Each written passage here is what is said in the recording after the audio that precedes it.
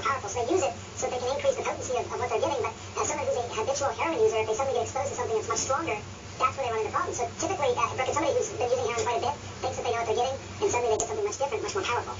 So they get this powerful form of heroin, and in some cases, if you were to overdose, let's say quote-unquote Hollywood heroin, dangerous dosage, not cool.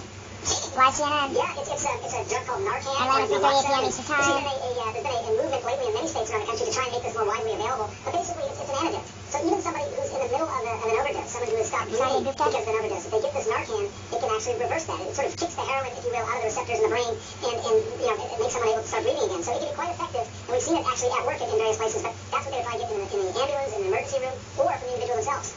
So if we're talking about this particular strain, this Hollywood heroin, and the death specifically in Massachusetts, I mean, you've been reporting on this for so long. You see an issue with the problem of heroin nationwide. But with this, is this specifically problematic in New England or the Northeast?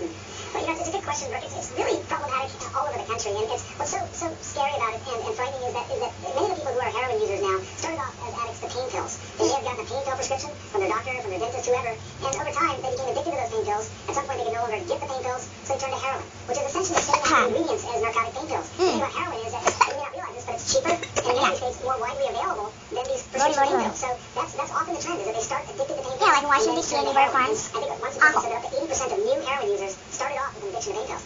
Wow.